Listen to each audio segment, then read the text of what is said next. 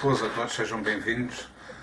Hoje vou fazer aqui uma pequena reflexão sobre o estado atual de Portugal, do mundo e das mentalidades, e se precisamos mudar alguma coisa. Devemos pensar, muitas vezes devemos fazer uma análise introspectiva de quem somos, dos valores que defendemos, para podermos também tomar decisões no que diz respeito à política e a outras coisas que regem a nossa vida no dia-a-dia.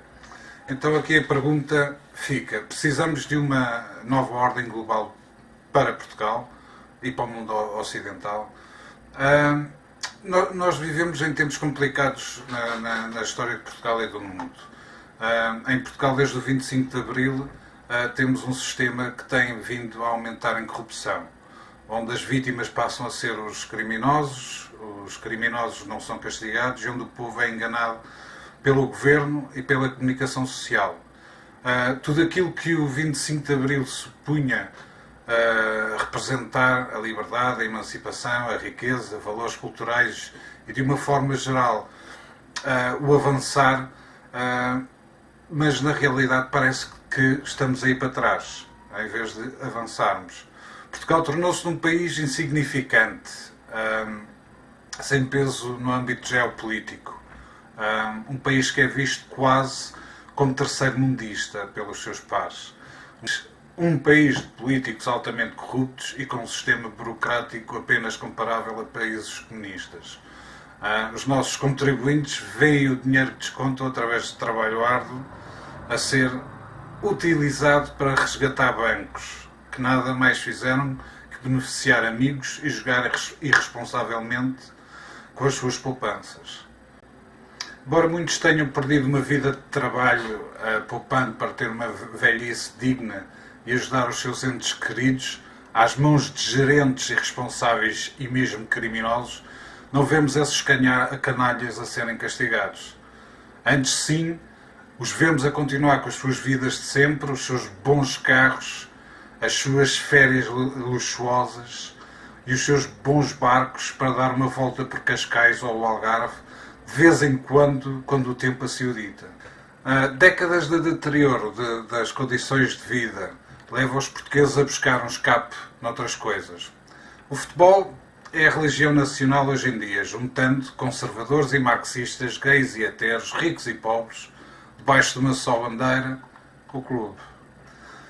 Aqueles que apoiam uma maior claridade política muitas vezes são incapazes de reconhecer a corrupção dentro dessa nação futebolista, juntando-se todos os polos políticos numa só voz, a da negação.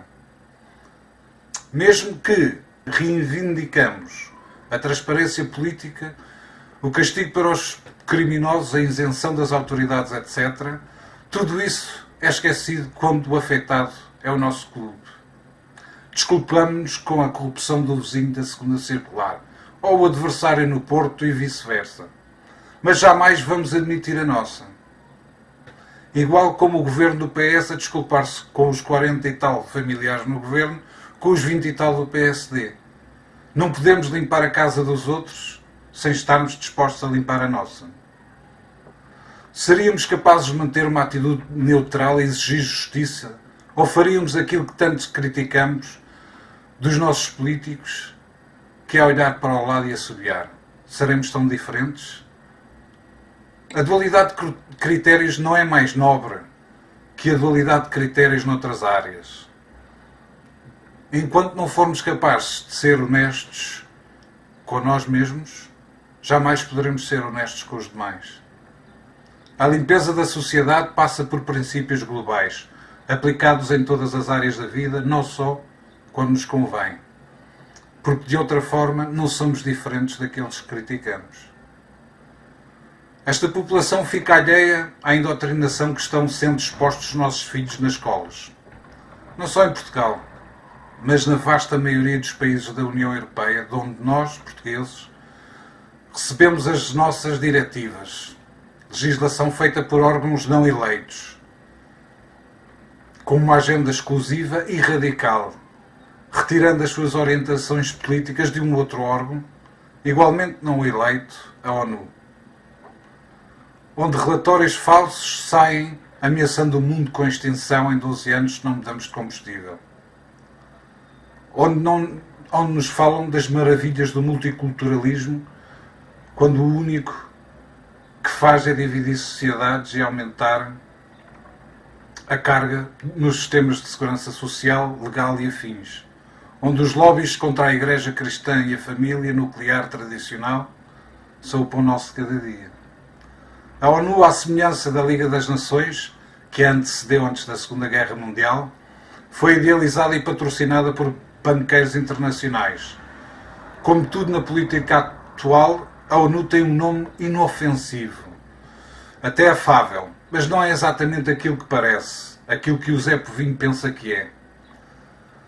Esses são os mesmos banqueiros que levaram à crise de 2008 e que ainda hoje os nossos contribuintes continuam a pagar pela irresponsabilidade e falta de empatia com o cidadão comum.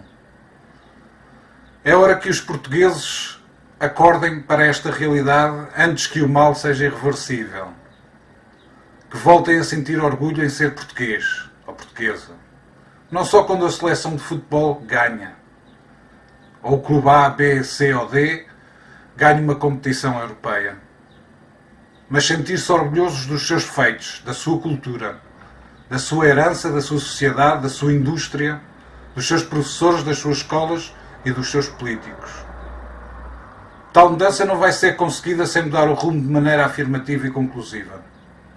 Os partidos que foram dividindo o poder desde 1975 foram enterrando o país com cada governo, aumentando a corrupção, as cunhas e as injustiças. É necessária uma ação afirmativa por parte dos votantes portugueses para a mudança dos políticos, para que políticos que queiram defender Portugal, defender uma Europa que faça políticas que favoreçam os seus cidadãos e não o contrário, como acontece agora. Um Portugal e uma Europa mais transparente, sem burocratas, não eleitos com agendas obscuras. Sem vassalagem à ONU e as suas ONGs lobistas, que fazem ativismo político a favor de ideologias que fazem dano aos portugueses e aos europeus.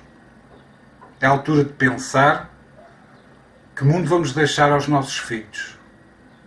Que sociedade, que valores, que tradições. Se vamos querer que a nossa sociedade, cultura e tradições se esfume debaixo da cortina globalista. É a altura de votar de maneira afirmativa por Portugal e pela Europa. Viva Portugal!